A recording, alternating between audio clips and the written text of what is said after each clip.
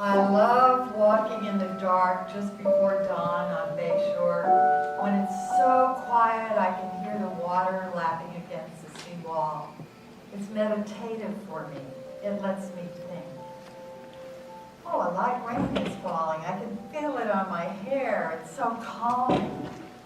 I do need to think. Of course, there are things I should be thinking about, like I'm the same age as my father was when he died, and we're very alike physically. My husband died just a few short months ago, and I haven't really dealt with that. And I closed my nonprofit after years of dedication to the Earth Charter and making a difference. But I'm not thinking about any of that. For over 40 years, I have been working to make the world a better place. And in that time, I have met and worked with so many good people, really doing things, significant things that make a real difference for us and for our planet. And I want to capture their stories and share them so we can all be uplifted. I'd love to just travel around and video interview them and then put these up on my website so people can invite their friends and their colleagues and their family to watch these videos and get inspired and maybe even do something similar in their own hometowns. Wow, I'd love to hire a videographer and a camera person to just go around and do this. But you know, the last time I did that, it cost me $3,500 for a 3-minute promo, and I just don't have that kind of money. And this is a huge task. Well, you know, maybe I could do it. You know, maybe I could get a video camera and learn how to work it. I have a Prius that's really good on gas. I love road trips. I know these passionate people doing phenomenal things. Maybe I could do it. That's fucking crazy. I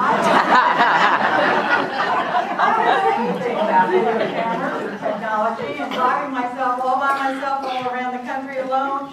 I don't think so. But if I don't do it, who will do it? Who has the passion to do it? I see the interconnections among all these amazing initiatives. The artists doing social and economic justice, the educators working with the whole child, connecting to the community, the new economy putting people and the planet first. I know these people. I see these interconnections. I understand the deep-seated change. I've got to find a way to do this. I have to make this happen. I mean, you know, at this age, how many more shots am I going to get at making a difference? And time is just rushing by. This could be a part of my legacy. I've got to make this happen. I really need to do this. I am going to do this. I am doing this. Yes, yes, yes, I am doing this. Oh my gosh, it's starting to pour. I feel so alive and free. I'm singing in the rain. I'm singing in the rain. What a glorious feeling. I'm happy again. Oh yes, I'm doing it. Wow, I got drenched. Oh my, I'm so excited about this road trip. But there are things I have to do before I can get there. So I call a meeting of my new board of directors, Cultural Innovations in Action, and they all come, and they couldn't be more supportive of this. They even host a party where they invite their friends to come, and we put up a map of the United States, and they stick a pin in the different places where they know people who would put me up along the way. And I get lots of technical assistance from Santiago Chevery and Greg Perkins and Stephen Compton at the University of Tampa Film Department. And my Victoria Jorgensen offers me 3 free sessions on lighting. And my longtime friend and colleague, George Sherman, says, Jan, anytime you need technical assistance, you can reach me by phone. And Premier Eye Care CEO Morna Taylor delivers the really, really good news. She's going to fund our new organization. We are hitting the road. We're hitting the road. My daughter throws a party the night before for all my family members, so they could say, "Hey, Mom, had a great trip," and they are just so not thrilled about their mother at this age taken off by herself to travel around the country. But they want to be supportive. They really do. So daughter Allison says, "Mom, you're going to need protection. You need to put a 2x4 in the back seat of your car." Right. "Scary stranger, would you hold that threatening pose while I retrieve a 2x4? My daughter Amy, she wants to lower my expectations just in case I don't get very far. So she says, "Mom, look at all the planning and organizing you've done for this trip. You're a success even if you don't get beyond the borders of Florida." And daughter Andrea says very little. She makes sure I have a GPS and know how to use it. She puts Find My Friends app on my phone so she can track me. And her husband Mark says, "Jan, whenever you want to stop, park the car. I will fly out, drive it home, and you can fly home." And son-in-law John says, "Mom, the moment you leave, I'm sending out a silver alert."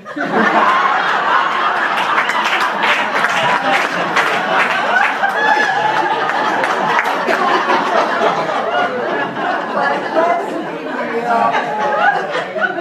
I'm not going into any wilderness. I'm not going into a foreign country. I'm not even going anywhere where the toilets won't flush. And besides, if I get into a tight spot, I can count on my abundance of good looks and charm to get me out of it. And if that fails, I've hidden 1.75 liters of rum in the trunk. So it's just before dawn, and I drive out of my garage. I'm heading to New Orleans for my interview with artist Delaney Martin. I'm feeling pretty good. I've got my GPS gal beside me, my thermos of flavored coffee, and my childhood friend's sister waiting to welcome me into her home in New Orleans. So I plan a stopover in Mobile, Alabama on the way. And I'm just tooling down Interstate 10, feeling pretty good. And I'm 6 hours into the trip. And this flashing red light comes on the dashboard. Oh my God, what is happening? How could this be happening? Mark took it into Toyota for, this can't be, I'm in the middle of nowhere. What am I, oh my gosh, okay, wait. All right, wait, there's a rest area. Okay, I pull over into the rest area, I park the car. Now what? Anybody who can help me is miles away, so it's up to me. I get the manual out, I look, low on fluids? How could that be? I pop open the hood, I get out, and I look, and the brake fluid is down to less than 2 inches, and the coolant is down as well. What the fuck, Toyota? It was a maintenance check. What the fuck? Oh my God, what am I going to do? I'm in the middle of, oh wait, just hold it together, Jan, hold it together. Okay, I have 2 and 2.5 hours to get to Mobile. It's interstate all the way. I won't have to use the brake. I'll take it off cruise control, and I'll turn off the air conditioning, roll down the windows, and that's what I do. I get in the car and I pray. The whole time this flashing light is going. 2.5 hours later, there it is, the exit sign to Mobile. I take it. And within just a few blocks, wow, I'm in such luck. There's the shining dealership Toyota. I pull in, service station looks a little dark, so I just go into the lobby and I go up to the woman and I say, I'm traveling all by myself from Tampa to New Orleans, and this flashing light came on saying I'm low on fluids. And I don't understand why that's happening, because I had a maintenance check with Toyota before I left. Can someone please help me? And she says, I'll get the manager. And the manager comes out, and I say, I'm traveling all by myself from Tampa to New Orleans. Flashing light came on, and I don't know why that's happening, because we had a maintenance check with Toyota. Can you please help me? And he says, I'll take a look. And he walks me out to the car. Things are looking up. I know this guy's going to help me. After all, I'm an old lady all by myself on a long trip. This is Toyota's fault, and the service station is right there. I can almost touch those plastic bottles of brake fluid right there. He pops open the hood and he looks and he says, wow, yeah, you're low on fluids. But we can't help you. It's Sunday and the service station is closed. You're going to have to go down the road, find the auto shop, you know, the auto store. They'll sell the stuff to you and they'll put it in. What? Can't anyone help me? I mean, the service station is right there. I'll get the car checked when I get to New Orleans. Please, can't you help me? And he goes, sorry, can't do it. And I say, but this is Toyota's fault. I mean, don't you check all the fluids when somebody brings a car into you? Don't you look at everything and fill them? And he says, well, we do, but some dealers may not. And then he says, frankly, I don't understand why you're having this problem. If you had a maintenance check, you must not have paid your bill. And he turns around and walks away. What the fuck, Toyota? What the fuck? This is your fucking fault, and this guy tells me to go to an auto store to get somebody to help me. Holy fuck, what am I going to do? Jeez. Hold it together. Don't look crazy. I get back in the car. I drive to the auto store. I get out, and I say to the guy, I'm driving all by myself from Tampa to New Orleans. The light came on, and I'm low on gas, brake fluid, and I don't understand why, because I had a maintenance check, and I stopped at the Toyota dealer, and he won't help me. And he says, if I buy it here, you'll put it in for me. Will you please help me? And he says, oh, ma'am, I'd like to. You can buy it, but we're not allowed to touch the car. All right. But he says, there's a Goodyear dealer down there. And I'm sure he'll help you. I get back in the car, I drive around, I find the Goodyear dealer. And I drive up to the bay window, and I get out, and I say to the nice young man standing there, I'm driving all by myself to New Orleans, and the flashing light came on, and I don't understand why this is happening, because I had a maintenance check, and Toyota won't help me, and the auto store won't. They told me they can't put it in. Can you please help me? Please help me. And he says, sure. And he pops open the hood, he fills the fluids, he closes the hood, and he says there'll be no charge. Thank you, kind Mr. Phipps. Thank you. I get back in the car. I fire up the GPS. All I want to do is go through the takeout line at McDonald's, gas up, and get to the Motel 8. I drive up to the door of my room on the parking lot of the Motel 8. I get all my stuff. Holy cow, it's me, and alone, and I have to carry in a camera case, 2 light kits, a tripod, a computer, a suitcase, and an ice chest. I get it all into my room.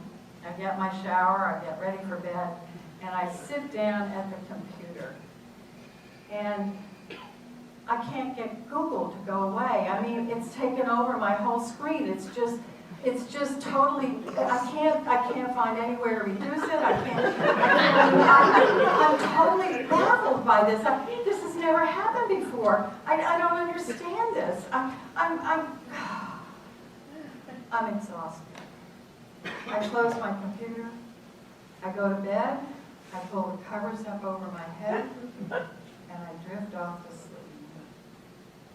The next morning I wake up, I am just too scared to get out of bed. I'm just too scared to get out of bed. I don't want to get up. I feel like a fucking failure. I don't know why I thought I could do this. I couldn't handle the car. My computer doesn't work. The technology is going to overwhelm me and I'm going to get lost and I can't do this. I don't know why I ever thought I could do this. I can't do this. I'm going to stay right here. I'm staying right here in this bed. I'm staying right here. I'm not going anywhere. I'm not going anywhere. I'm not going anywhere. Okay, Jan, you can stay here. And you know what's going to happen? John's going to send out that silver one. Andrea's going to track you on her flight. And they're going to arrive. And they're going to find you on this bed, curled around.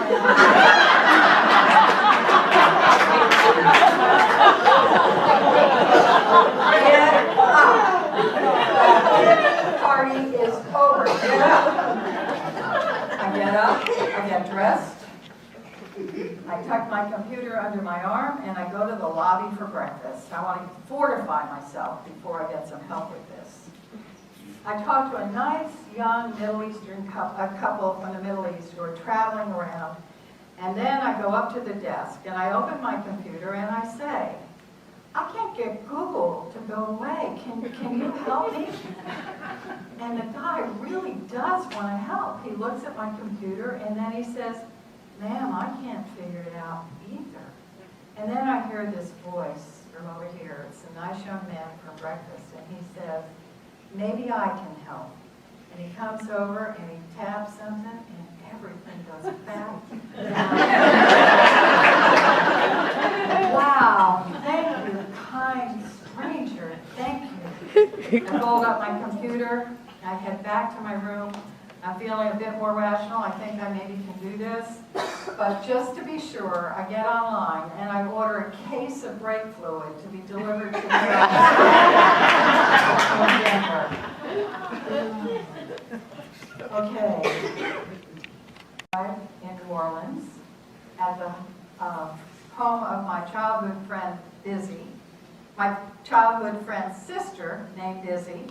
And you would really like her. She's very, very interesting. She is a talented viola player.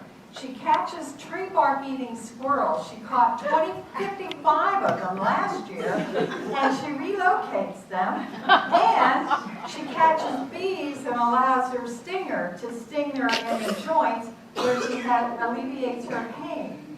She's a very interesting woman. And she goes with me for moral support for my first interview with artist Delaney Martin. Delaney is the co-founder of New Orleans Airlift.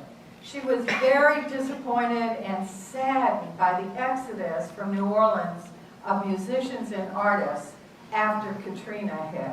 And she wanted to do something to bring them together. So she collaborates with them in designing and building musical architectures, which are small structures in which every surface becomes a musical instrument. And then she launches them in neighborhoods with professional musicians actually playing the structure, and then leaves them in the neighborhood for the neighbors to enjoy and to build a sense of community. Here's Delaney Martin. We're doing a project on the lower ninth floor with a bunch of children called, it's a tin can house, and it's called Can You Hear Me? And so the house is made of tin cans, but the whole project is sort of harnessing the voices of people in that neighborhood, which is still the neighborhood that doesn't have services, doesn't have a grocery store, doesn't have basics, and is scandalous. And the reason for the transportability is because even though so many people came here, once we started exploring new areas of the city, many of them less, more underserved, with more available land or light or whatever, we realized that those people hadn't seen our project, despite what we felt was a far reach. And it's a radical thing to sort of bring musical architecture into anyone's neighborhood and expect them to like it. And so we thought the better way to do it would just be to introduce it temporarily. to kind of wake up one morning and some kids can run out in the street and suddenly there's a musical village and a lot at the end of their corner. And they can check it out and stay with it, and we'll maybe do about 2 weeks or so of intensive music box style programming with the concert. After a delicious cup of cafe au lait that Izzy made for me the next morning, I'm back on the road, and I'm heading this time to Jackson, Mississippi for more music, this time the blues. You know, when Ben Easton, my friend, told me that Mississippi had a blues mission, I wondered, well, what the heck is that, and what did they do? So I called the director of Mississippi Tourism, Malcolm White, and I asked him, and he said, well, the commission led to the Blues Trail, where they put up markers in cities all over, or towns all over Mississippi, and including the United States, actually, to mark the birthplace of a blues musician, and that then led to the creative economy. So I'm interviewing Malcolm White and State Senator John Horn in Jackson, and this is only my second interview, and so I have some anxiety. I blow a light fuse on the light kit, and that makes me more nervous, and then I'm looking at the frame of the video camera, and they look like, you know, I don't have the zoom set right, so I think I've got to squeeze them together to get them in the frame instead of adjusting the zoom. So here they are, looking like Siamese twins. I grew up in the blues and didn't realize it. My father had a small business. He would service juke joints, and we would take the newest music of the week out or the month out and load it onto the jukeboxes, and then it took my going away to Kentucky to school, and there was this music playing. I said, man, I really like that music. Who is it? He said, well, you ought to like it. That's John Lee Hooker. Then he launched into all this history about blues artists and the impact of blues music on American popular music. Can government impact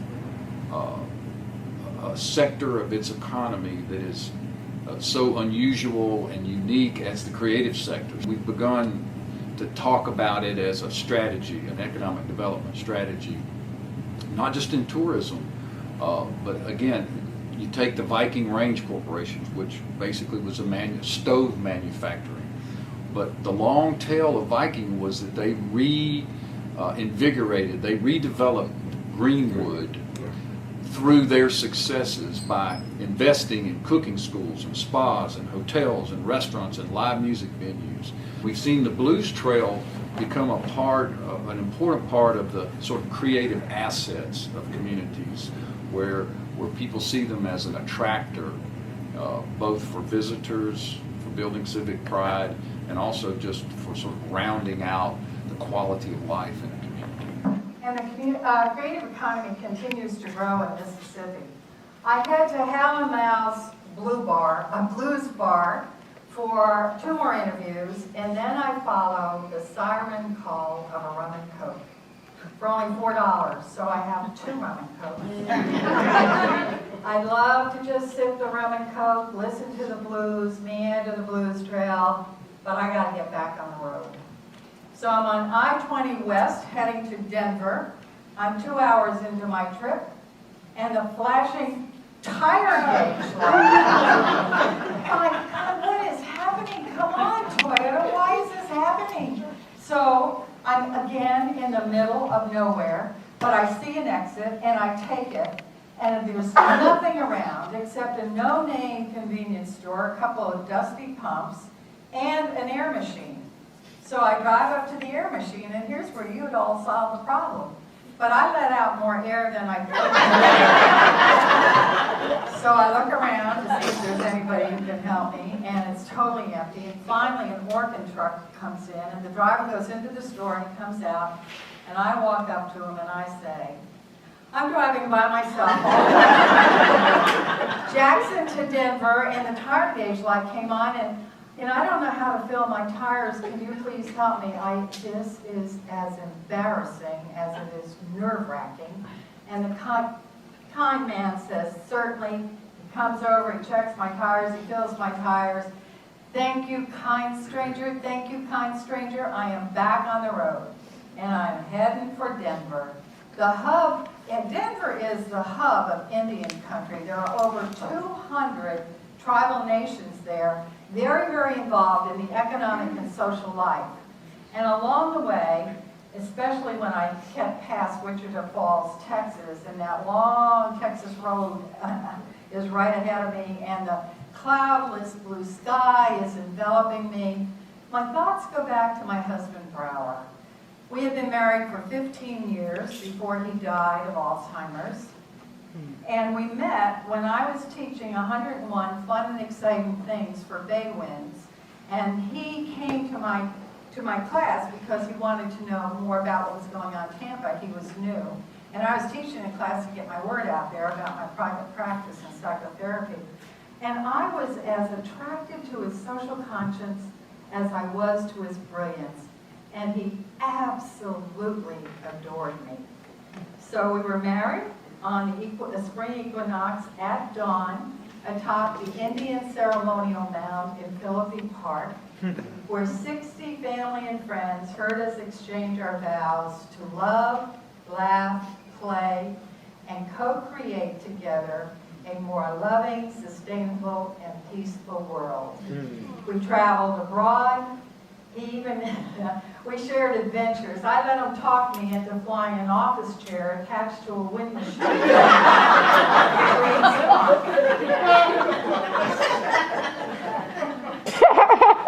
His Alzheimer's crept up on us, at least on me. In Denver, I lug all my stuff up to the 11th floor of the city government building, where I interviewed Darius Smith of Navajo Heritage. He is the director of the Human Rights Office there and the liaison with the American Indian Commission, which he very proudly tells me is the only one codified by law in the United States. And its focus is on eradicating the stereotyping of American Indians as losers in one way or another, and living off casino profits, when in actuality 80% of American Indians don't live on reservations or participate in casino profits. My second interview is with Shandana Dickinson Sultan. She's of Oglala Lakota heritage, and she's the executive director of the Rocky Mountain Indian Chamber of Commerce. And she tells a compelling tale of having a flesh-eating disease that conventional medicine was not helping. So she indulged in the American Indian tradition of jingle dancing, where women wear long skirts just adorned with lots and lots of bells. And as they swirl and they twirl, it creates this healing sound and a healing wind of change. She totally recovered from her flesh-eating disease. After that, I arrived at the home of my friends, Ruth and Jim Gawkey in Denver, and they have cut their getaway to the mountains short so they can be with me on Easter Sunday and cook dinner.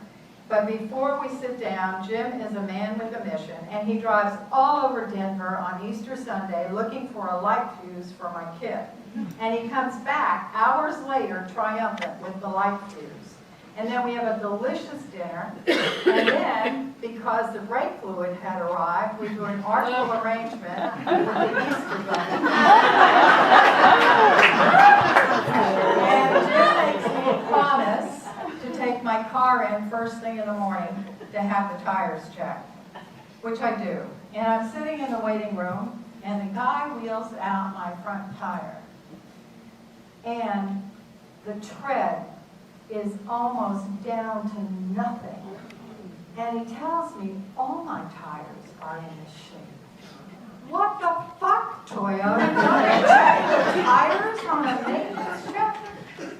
I get all new tires, and I get back on the road. And this time I am heading south to Houston.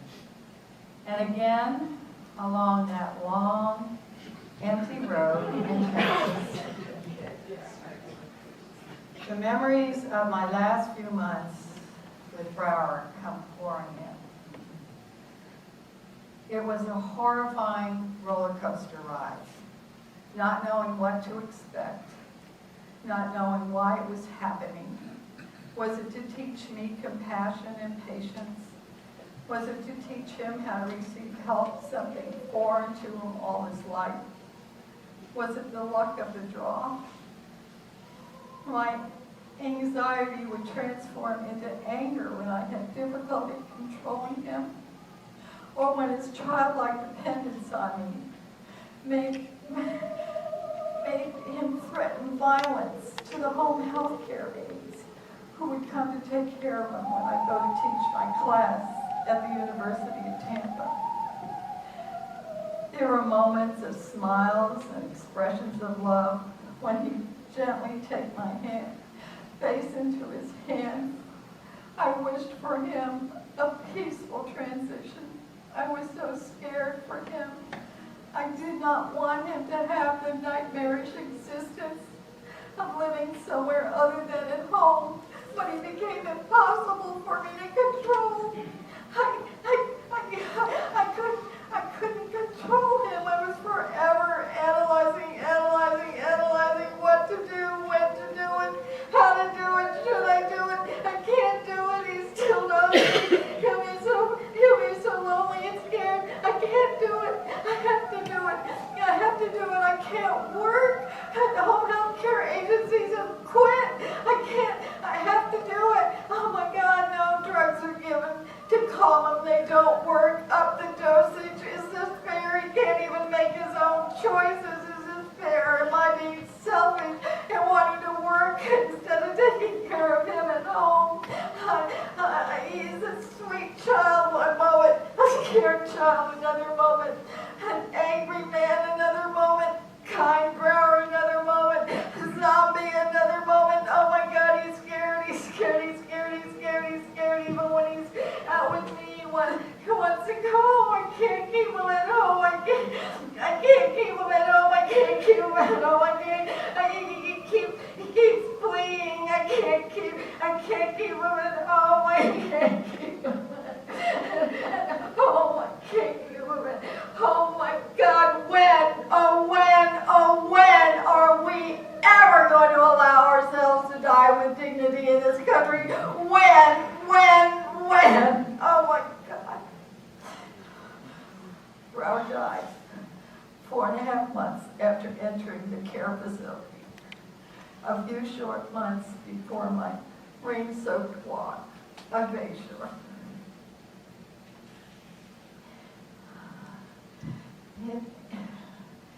In Houston, I interviewed Don McCormick, who tells me that he's a former executive of a healthcare company, and he got tired of making people money who already had money, and he wanted to help those who didn't have money. So he formed a patient-physician cooperative where patient members, for only $35 a month, can have limitless visits with their physician at imaging, labs, and other services. And there's over 500 of them, physicians involved in the Houston area in this cooperative. After lunch with Don and his crew, I head back up north, this time to Santa Fe. I'm going to see my childhood friend, Sandy Morse. Sandy and I knew one another from kindergarten through 9th grade, and she was in love with horses. She was always drawing pictures of horses. She's now a horse whisperer in Santa Fe. And when I arrived, she's standing outside her mud home on the Pueblo, and we jump into one another's arms. It's 63 years hadn't passed since we saw one another. It is so good to see Sandy. And she pulls that chicken dirty out of the oven, and she opens up a bottle of red wine, and we talk all night long. I even find out that she's a rattlesnake wrangler and relocates them. She captures and relocates them. This was supposed to be a fun trip, a fun visit for me, and But Sandy has another idea. She has a sister-in-law living on a nearby pueblo, an artist, Nora Naranjo Morse, and she wants me to interview her. So we go to see Nora, and after talking to her for just a few minutes, I do want to interview her, and I ask her if I can, and she says, I have to think about it. I'll let you know tomorrow. She obviously is going to Google me or something. And, but the next day at 4 o'clock, she calls, and I dash over to the studio to interview Nora Naranjo Morse. She has an installation right now in front of the Smithsonian American Indian Museum. It's a tall clay teepee. I mean, they're huge clay teepees that are slowly melting back into the ground from whence they came. It's called Always Becoming, and they have been there for 7 years. Here is Nora. Traditionally, Pueblo people have this whole way of looking at what they discarded. Very, very little was discarded because they didn't have much. There's this big difference going on now between what we did with things traditionally and what we're doing with them now. Even pottery, when they were no longer usable for utilitarian purposes, they were put in a corner and they were allowed to melt back into the ground. And actually that was probably the basic idea for the large ephemeral pieces in Washington, D.C., is that you always took care of this earth somehow, some way. You used it, but you also were very respectful of it. And so when it was, like in the case of the pottery, if you no longer used it, then you put it aside and it just melted back. And she continues to do her work in environmental waste and wealth inequity. I drive onto the white pebble driveway in front of this sunny yellow stucco home of Carlos Acosta in Tucson. He is a sweet and earnest guy. He's also a Mexican-American ethnic teacher in the schools there, and he has closed the achievement gap in Tucson high schools between Mexican-American students and white students, and here is how he did it. Also wanted to make sure that administrations and people that form education policy in this country treat these classes and treat this type of study and treat this type of education with the sincerity and earnestness that it deserves, and that is to give it full high school credit for college and not just be marginalized as an elective. And that's because electives go away. They come and they go at the whim of a lot of people. But history class and English class, they're rooted in schools, K-12. So, and that's what our students need, and we've proven that. Educational outcomes went through the roof. Students were graduating at, in the high 90% from all of our high schools that we taught at. We had they were passing their tests. They were doing great in math, even though we didn't teach math. And it just, once our students saw themselves as scholars and as human beings, then the world in Tucson was a better place for it. Monstrous traffic in LA, and I arrive at the home in Santa Clarita of Ellen Brown. Ellen was running for treasurer in the state of California when I was there, and she also is founder of the Public Banking Institute and an author of many books, including The Web of Debt. But before she will allow me to interview her, she wants me to have lunch with her and Michael Levitin, the co-founder of the Occupy Now movement, which gave us the slogan, "We are the 99%." And that movement went global. And I'm, wow, I'm going to meet Michael Levitin. I'm going to have lunch with Michael Levitin. So we go to lunch, and after he tells me about the book he's writing, about the movement, he then asks me, and what is it you do, Jan? And here I sit between powerhouse Ellen Brown, powerhouse Michael Levitin, and I cringe a little inwardly, and I say, well, I'm on a road trip. I'm videotaping, you know, change makers around the country, and I'm going to, you know, put those videos up on my website, and hopefully, you know, hopefully people will get involved, hopefully. And he says to me, Jan, wow, you're about solutions. I want to share your videos with our network. Here is my cell phone number. I don't know if I can help you understand how validating this was for me. I mean, I had an organization, Earth Charter US. It was national. We had a mission of sustainability that was successful in putting into actions in communities around the country. I was even invited by Mikhail Gorbachev to the international launch of the Earth Charter at The Hague, where I was recognized for leading the grassroots effort in the United States. But I've always felt like this new initiative was trivial in comparison to that. So having Michael say what he said just really validated me. I then shoot my interview with Ellen Brown, and here she is in this clip talking about the State Bank of North Dakota, which is the depository for state taxes and fees, and it is owned by the citizens of North Dakota. Well, the model of the Bank of North Dakota is that all of the revenues of the state are put in this bank. And it's set up as a DBA of the state. So it's North Dakota doing business as the Bank of North Dakota. So it's got a huge capital base and a huge deposit base. And it can leverage that money into credit for the purposes of the state. So what North Dakota has done, which is radical, is to break away from Wall Street. They pulled their money out of Wall Street banks. That's where all state and local governments put their money, because the Wall Street banks are the only ones big enough to handle the revenues of a state. North Dakota took all that money back, put it in their own bank, leveraged it for their own purposes, and the key is that they get the profits for the purposes of the profits returned to the people. So it's a huge moneymaker for the state, and the state has control of where this credit goes. They can fund things that they support. Particularly, they make very low interest loans for startup businesses, for farmers. They used to have the best student loan program in the country. They only do basic conservative banking that helps their economy. No local banks in North Dakota have been closed since the 2008 crisis.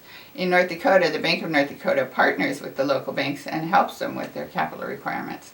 So that the Bankers Association endorses the Bank of North Dakota. They don't compete with these local banks, and they have the most local banks per capita of any state in the country.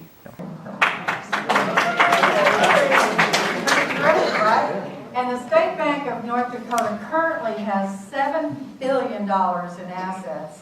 They have a $1.5 billion loan portfolio. They cleared $136 million last year in profit.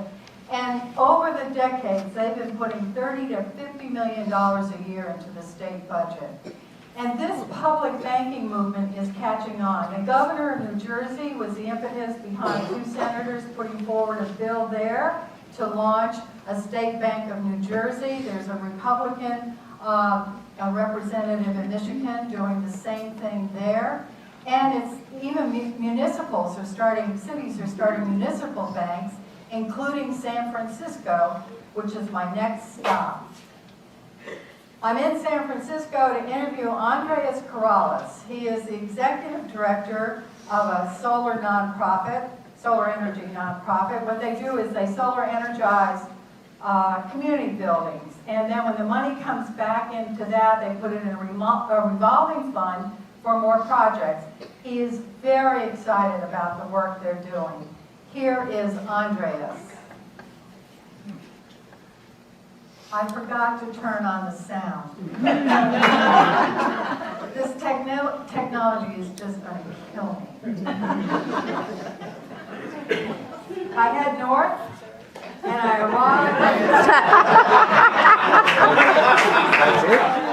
I head north, and I arrive in Portland. Portland, Oregon, where Portlandia is alive and well. I am staying with my friend Heather Carver in a co-housing community there, and everywhere I go, into the garden, into the dining hall, into the parking lot, I'm meeting people who are involved in initiatives worthy of being videotaped. I shoot 7 videos in Portland, ranging from the young couples who have turned their backyards into urban farms and formed a collective, to the professor who's serving on the Community Advisory Council to prevent the displacement of his low-income neighbors during gentrification through innovative means like community land trusts. But the interview I want you to see. Today we're reeling from hundreds of years of children being taken away. So the boarding school era, the federal government was Terry Cross, founder of the American Indian Child Welfare. Were held from people if they wouldn't give up their children. In the 1950s, the transracial adoption program was created by the federal government, and hundreds of children were removed, and then the government trained the states how to do that, and so thousands of children were removed from their families. No due process, no court hearings, just the government coming in, taking away children. And this was called a humanitarian effort, but in fact it was meant to break up American Indian tribes. Today, we still have the worst disproportionality in foster care placement. 17% of the children in Alaska are Native Alaskan, or Alaska Native, and 60% of the children in the foster care system up there are Alaska Native. Terry. The first big step was that our all-female county commissioners made this piece of land available. It's a little over 2 acres. And it's county-owned land. So they made the land available to us. It's a 40-year lease for $1 a year. And then we went to our local legislature. I cooked some dinners. And we were ultimately able to get $1.5 million from our state legislature as the first big chunk of money for construction. The most critical pieces to, I think, the whole thing was that from the very beginning of the first camp, with folks coming in and meeting the homeless residents and realizing they were just neighbors, we began building up a constituency. And we could pack a city council meeting any night of the week. And I think it's also very important that who we could pack a city council meeting with, because we could show up with 120 church people and 30 people who are homeless. And just that combination of seeing those 2 groups arm in arm, I think was very powerful. You can see they were very savvy in how they did this. And when she talks about the dinners she cooked dinners in her home. There were several of them. And she told me she served bouillabaisse and lots of wine. And she ended up with $1.5 million from the legislators for her project. The Quixote Village is being replicated in 2 other places in the state of Washington. So I dropped my stuff off at the motel and I walked to a nearby restaurant, and along the way, I'm pretty close to the freeway, I see this sign. Oh my God, I'm on the other side of the country. I am so far from home. I really, truly wish that I were home, waking up in my own bed, getting my own coffee, reading my paper. But I have miles to go before I sleep in my own bed. After Olympia, I head to Bainbridge Island to see my friends Kat Gajovic, who is an Earth Charter organizer there, and David and Fran Corton. I interviewed David. David is an author and an activist. He is he's deeply committed to the principles of the Earth Charter and to the new economy, and he has written many books, from When Corporations Rule the World to the Agenda for the New Economy to his new book, Change the Story, Change the Future, A Living Economy for a Living Earth. Here's David talking about the theme of his most recent book. What we're organizing around now is a story that I call the Sacred Money and Market Story. And in that story, the defining value is money. We have fundamentally forgotten that we are living beings on a living earth in a living universe. But the thing that gives me hope is that I see signs that people are awakening to this reality. It's partly because the existing system is so flawed and is so failed that the defining story doesn't really have that much credibility anymore. And I do believe that the story of a living earth, we're living beings on a living earth, resides in the human heart. It actually is the story around which indigenous people live and around which they organize. And it's interesting that science is now discovering that we're happiest, we're most healthy when we have a strong connection to nature, we have a strong connection to community. That is our hope for the future, to rediscover that basic story and reorganize ourselves around the sacred life and sacred living earth story. I love David. I love his wisdom and his authenticity. I then interviewed Fran Corton. She was then publisher of Yes Magazine, which is supported entirely by readers and grants and reaches over 1 million people online and in hard copy. It's just chock full of powerful ideas and practical solutions being put into action all around the country. I heartily recommend Yes Magazine to you. I drive off the Bainbridge Island Ferry and I'm heading east. I'm heading east on I-90 east to Spokane. And along the way, I mull over the fact that I have now shot 34 videos, and I figure all that new technology and driving on new roads has created new brain cells. But I am most proud of this. I have slept in many beds, in strange surroundings, and when I wake up in the middle of the night because nature calls, I don't turn on the light because I don't want to wake myself up too much. So I remember in the dark, in all these strange surroundings, where the bathroom is. I remember in the dark where the toilet is. I even remember in the dark where the toilet paper roll is. I figure I'm chalking up new brain cells for every nocturnal trip. I arrive in Spokane and I pick up at the airport my dear friend and kindred spirit, Jeannie Skypeck, who is joining me for a trek through the Northwest. But before we get very far, we stop in Missoula, Montana, where I'm interviewing Mark Loparco in his home. He is the Director of Dining Services for the University of Montana in Missoula, and he established the Farm to College program there. And here's Mark. Now we have, we're purchasing over $800,000 annually in local food, from 134 to 170, depending on the time of the year, food producers. And we're talking about agricultural food products. We've been at it now for 11 years, and I've been tracking our food cost records that whole time. And we're either at or below industry standards.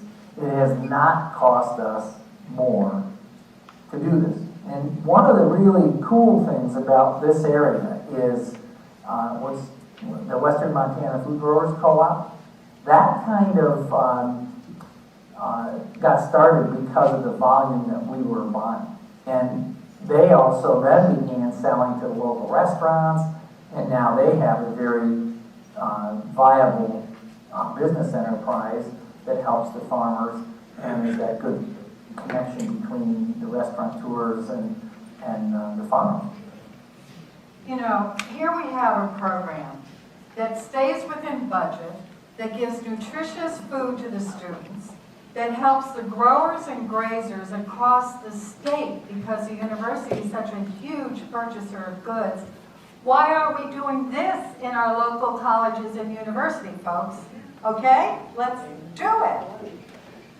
I enjoyed my romp through the Northwest with Jeannie, and then I drop her in Minneapolis to catch her flight home. I shoot one more interview in Minneapolis, and then I'm back on the road. I'm still heading east on I-94 east across Wisconsin I just get off the phone with my friend Judy Ryan, and I'm just tooling along, and all of a sudden, oh my God, oh my God, oh my God, oh my God, oh my God, oh my God, oh my God. I see the eye of the deer as she goes over the hood of my car in slow motion. Oh my God, oh my God, oh my God, oh my God. I pull off, way off on the side of the road, and my brain totally freezes. I don't know what to do. I called George because I've been calling him for technical assistance, and I said, George, what do? I killed a deer. And he says, call 911, Jan, 911. I call 911. And the dispatcher says, give me the mile marker. Well, fortunately, I could see through the windshield, and I give it to her, and she says, the state trooper will be out in just a moment. And then I call my insurance company, and he says, what's the damage? I said, I don't know. I'm too scared to get out of the car. He says, I'll stay on the phone with you till help arrives. But then I get bored, so I get out. I walk around the car, and I'm missing the passenger mirror. That's all I can see is the passenger mirror. He says, don't file. Your deductible will probably cover it. The state trooper arrives. He looks in the window, and he says, are you okay? I said, yes. And then he says, I pulled the deer off the road, and I say, really? Oh, wow, did you see my passenger mirror in the middle? Really, Jan? Very politely says, no. It fills out an accident report. I do not get a fine. I get back on the road, and I'm feeling just awful. I have killed a deer. I'm a deer murderer. I just feel guilty. I pray for the deer. I wish her peace. I ask for her forgiveness.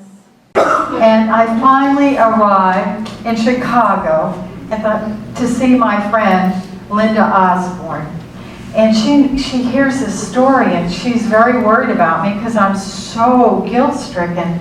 So she thinks about it, and then Linda says, you know, Jan, there's such minimal damage to your car. The deer must have been hit previously, and she threw herself in front of you because she wanted to die. It was a mercy kill. Of course. I'll take that. Thank you, Linda.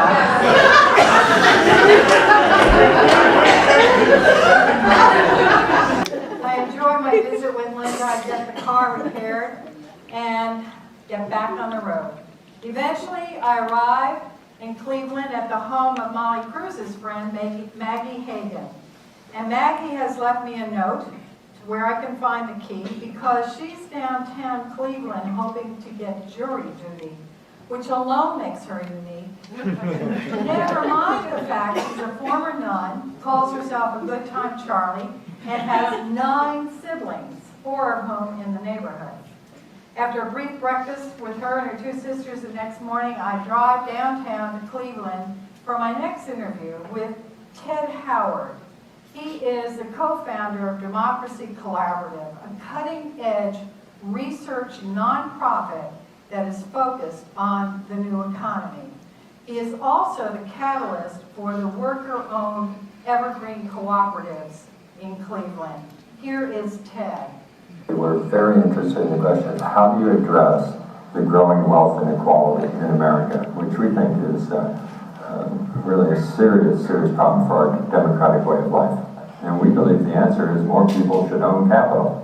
There are actual structures of business and institutional arrangements, like cooperatives, like employee ownership, like social enterprise, that put more assets and wealth in more people's hands. So there's this extraordinary anomaly, and this happens in cities all over America.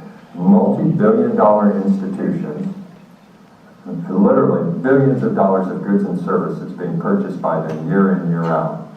And yet all around them are these poor, disinvested neighborhoods. So the question became, how do we break down that barrier?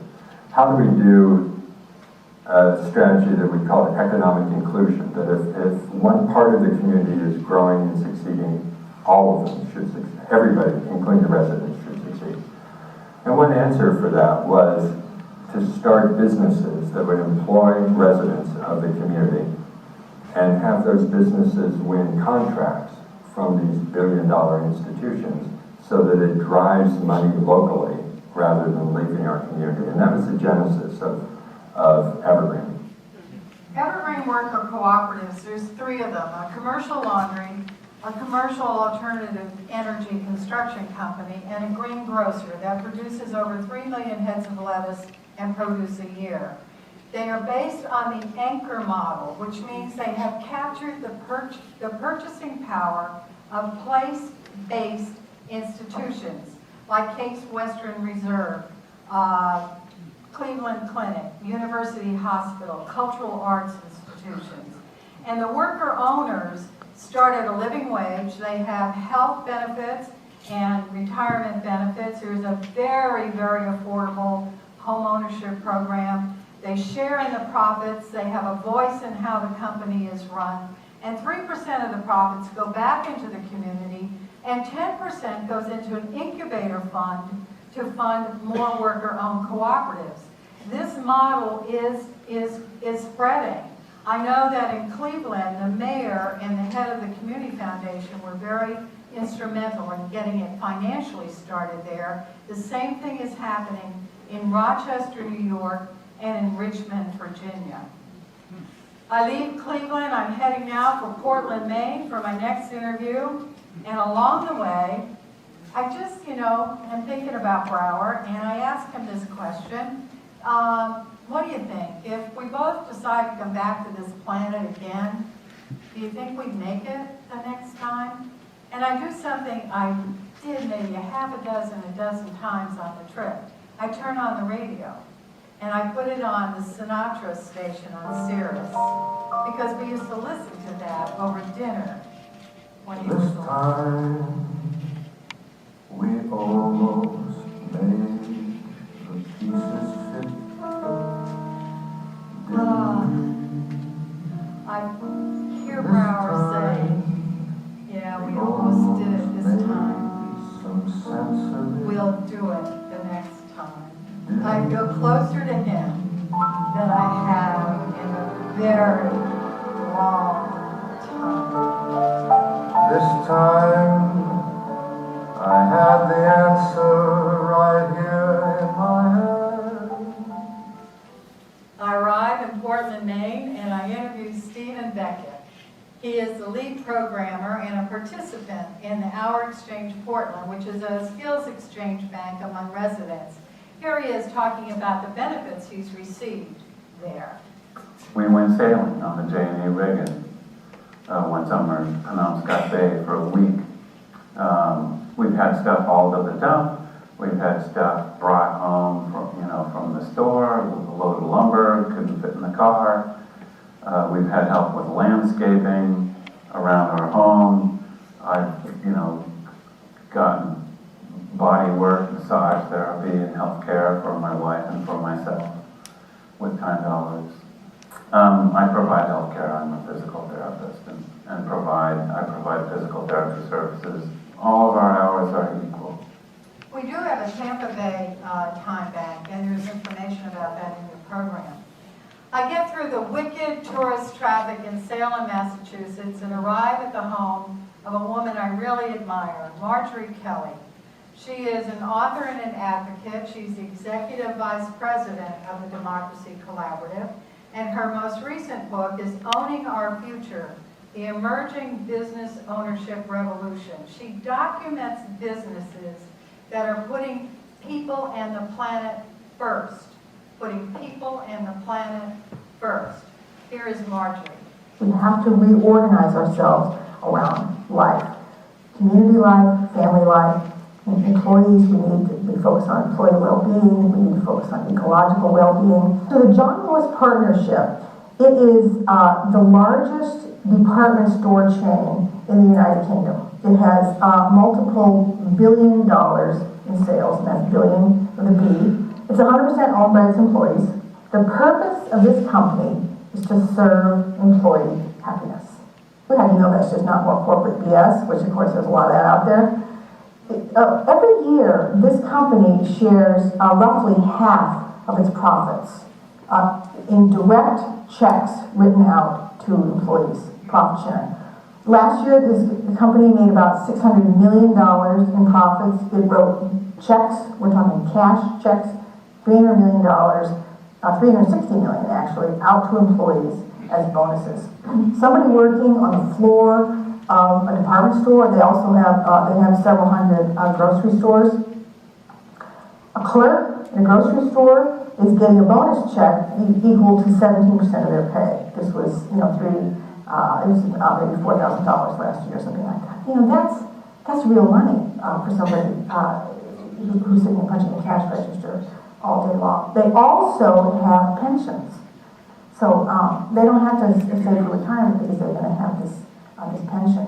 I leave Marjorie and I head on I-84 south towards Seacliff, Long Island, my hometown, for a brief visit with my sister Peggy and her husband Kevin, and to interview Dan Fagan, Pulitzer Prize winner in nonfiction, for his book, Tom's River, A Story of Science and Salvation. It's about, in the 1950s, how a corporation contaminated the water supply in Tom's River in New Jersey by secretly dumping hazardous waste that caused cancers in children. It's also the story of how scientists outside the community put in hours without pay to track those cancers, and how students came together to empower themselves to get their day in court. Here is Dan Fagan. I think it's both a cautionary tale and it's an example of what can go wrong, but it's also an example of what can go right when citizens step up to the obligations of democracy and become fully engaged. There are different ways of being engaged. We know this. Personally, I like it when residents sort of, they not only show up in a meeting and speak out, but they also take the time to educate themselves about the complexities of the issues, which are often not as black and white as we initially think that they are. One thing's for sure, and that is that when the people of Tom's River became fully engaged in what was happening in their community, things got better. And so that is a wonderful lesson for all of us. I drive into JFK to pick up my friend and long-time artist contributor to the Earth Charter and every other endeavor I've ever had. And we do an interview in the city, and then we head to DC. And we get really lucky. We find a parking space just within 2 blocks of our interview with Sophie Tranchel, who is the CEO of Divine Chocolate. And I love this company. It is the only one co-owned by the cocoa farmers in Ghana. And this is important because it's in the sale of chocolate where the profits are, not in the sale of cocoa beans. And when you hear Sophie talking about the Coapa Cocoa, that's a cooperative of over 100,000 farmers in Ghana that are the co-owners of Divine Chocolate. Here is Sophie. But one of the farmers I've really enjoyed sort of traveling the world with is a woman called Comfort Kamir, and so she was a kindergarten teacher, a cocoa farmer, and a grandmother. And so she was about, when I first met her, she must have been about 54. And through joining her local cooperative at her village level, she then made her way up the ranks, and she got elected to be the General Secretary of Coapa Cocoa, and she chaired the trust that looks after the fair trade social premium. And so she became a significant person inside Coapa Cocoa, and she started then to travel on behalf of Coapa as an ambassador. And so in 2007, we both came here to launch Divine Chocolate in America. And so on Valentine's Day in 2007, we did a launch on Capitol Hill, and she did a wonderful speech about launching her chocolate company into America, and how she was proud to be having that opportunity. And she got a photo on the front page of the Washington Times, with a nice bar of Divine. And so it was just an amazing sort of a bringing together of different worlds. So here was a woman who had, 10 years ago never left her village, and here she was in the capital of the USA, launching a chocolate company that she could genuinely call her own. And the profits they share in, there were gross sales of Divine Chocolate in the UK and the US amounted to $16 million last year.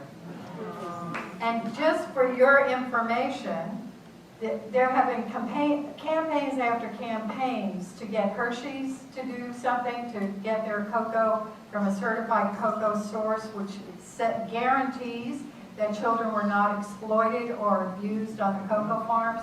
And now they're saying they'll have it done by 2020. And I hope that they do.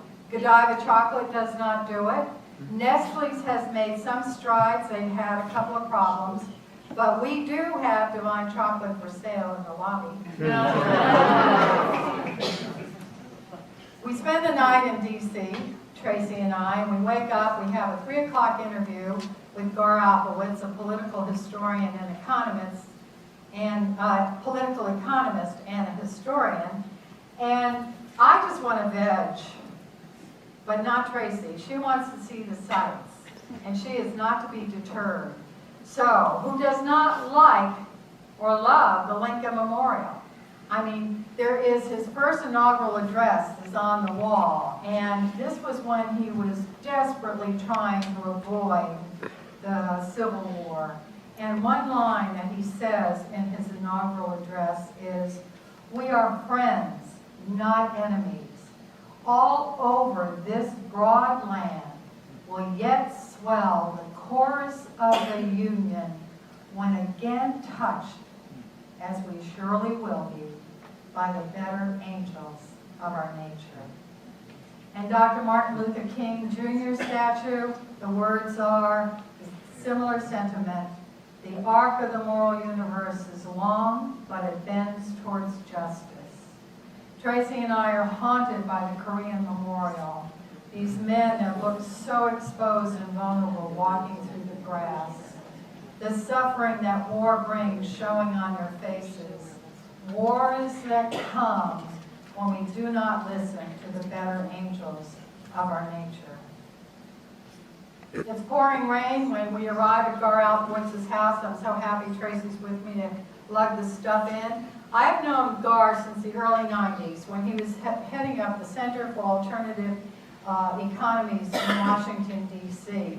He is a leader in the New Economy movement. He is co-founder of the Democracy Collaborative, and he's very involved in the Next System project. He's going to give you an overview and speak a bit here about the new economy. Get comfortable, it's a 4-minute video. Here he is.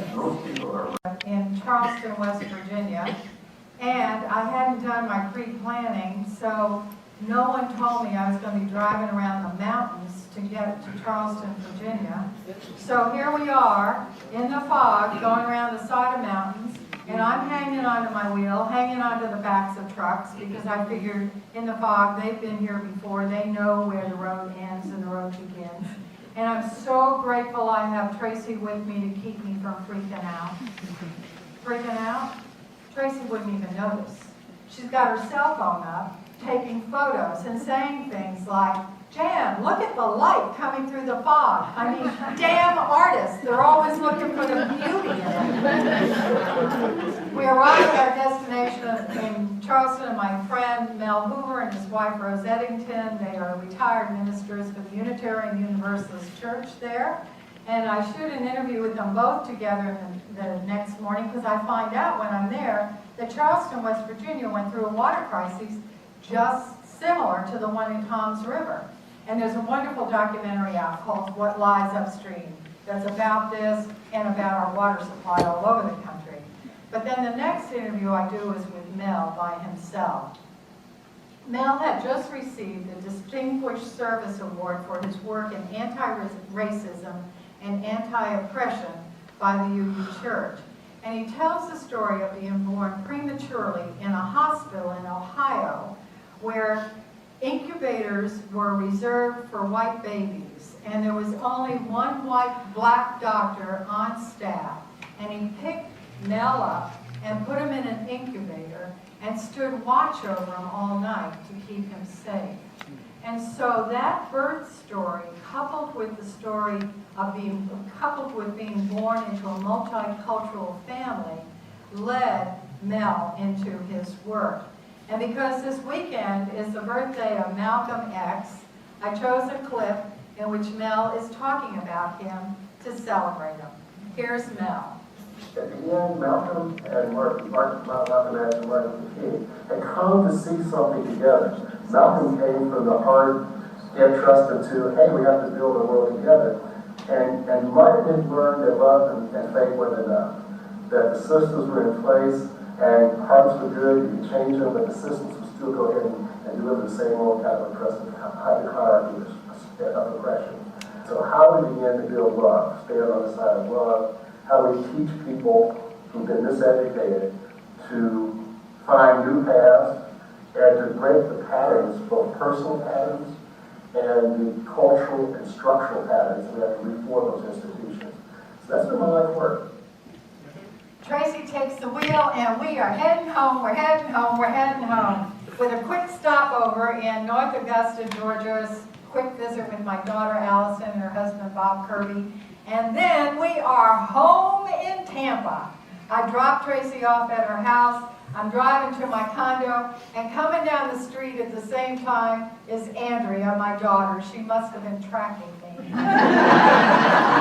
It is so good to see her and so good to be home. But before I really celebrate, I've got a couple more things to do. And the first thing is to shoot an interview with Dry Mcewen, who was then the executive director of Champions for Children, a nonprofit that is very innovative in its programs to strengthen families and help children thrive. I love their holiday store.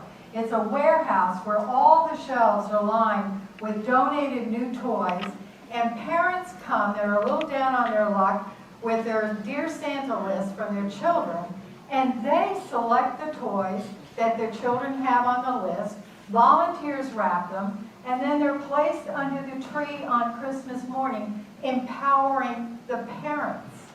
My next interview is with George, and his friend and his wife, Valdelina, who have funded a farmer and his friends to form a cooperative in Zambia that's using small tractors to launch agricultural reform there.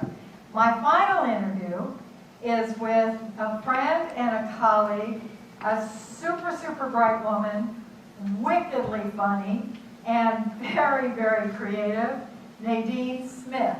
She is the CEO and co-founder of Equality Florida, the largest civil rights organization in Florida for the full equality of the LGBTQ community. And here is Nadine.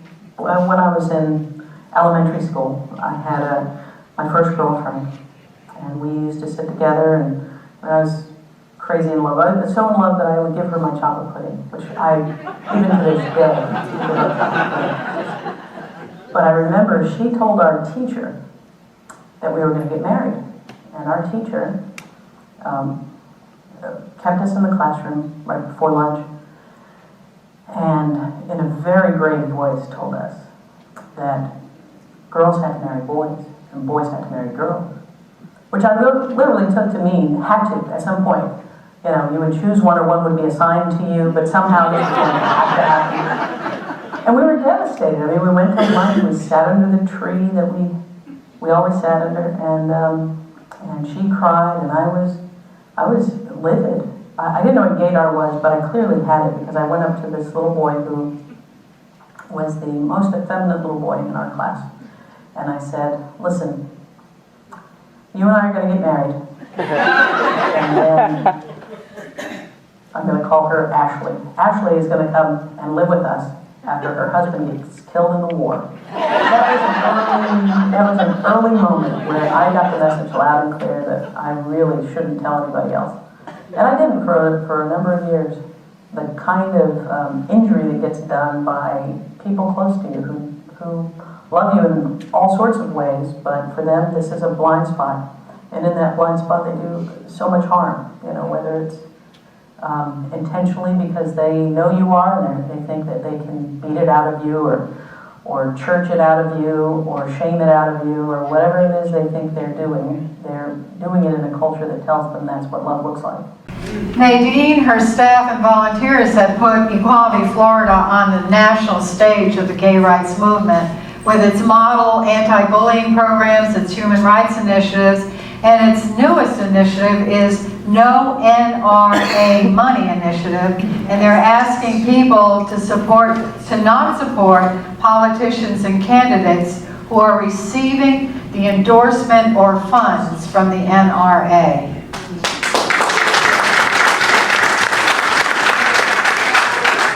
This was quite a trip. 67 days, 51 video interviews. I covered 13,026 miles. I was in 35 states. I had 6 car problems. I almost finished 1.75 liters of rum, and I drank countless glasses of red wine with my host. I do have a few words for Toyota. Toyota, if you're listening or watching, I would really, really, really grant you redemption if you would give me a new Prius or an almost new one. You'd be totally forgiven. I came home so uplifted and so filled with hope for our collective future because of these amazing change makers. So what North Dakota has done, which is radical, is to break away from Wall Street. More people should own capital, like cooperatives, like employee ownership, like social enterprise, that put more assets and wealth in more people's hands. What's special about it is that the cocoa farmers who are organised in a cooperative in Ghana own 45% of the company. We're purchasing over $800,000 annually in local food. And, this was called a humanitarian effort, but in fact it was meant to break up, American Indian tribes.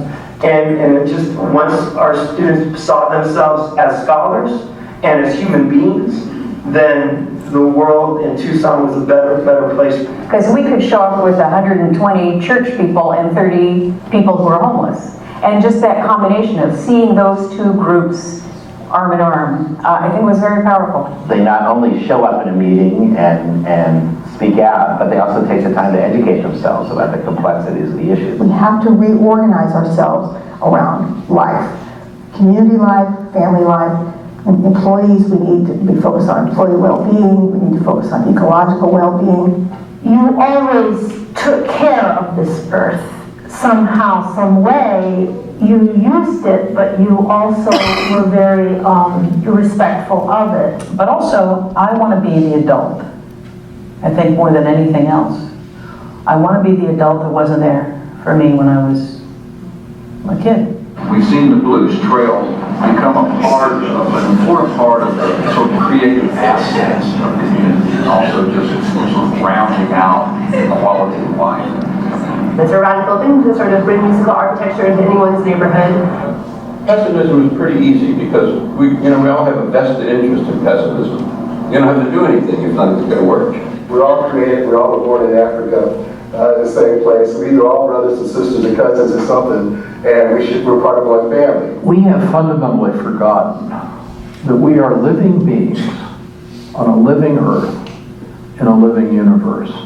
But the thing that gives me hope is that I see signs that people are awakening to this reality. And I do believe that the story of a living earth, we're living beings on a living earth, resides in the human heart. I'm deeply indebted to the kind strangers who helped me along the way, and to the many hosts who put me up, who didn't even know me. Most of them didn't even know me, and they were so warm and welcoming of me into their home. But this was also a personally healing time for me. I came home remembering the happy times with Brower and feeling close to him. Before he died, he had written me a letter that I found after he died, and he knew something was happening years before he was officially diagnosed with Alzheimer's, but I did not. It was a loving goodbye letter. Jan, love of my life, thank you for all you gave me during our golden days together. You made my life worthwhile, worth living. Your Brower already cried for you as he wrote this. Now, go have a great life every day. Every day is valuable. Never cry. Remember all our good days. And maybe remember me during a sunset with a glass of great wine. Never a tombstone to visit, never a regret. Never stop living every day in your creative, beautiful, complex ways. Remarry, make love, change the world, do it all. But always know how much I loved you. Your B.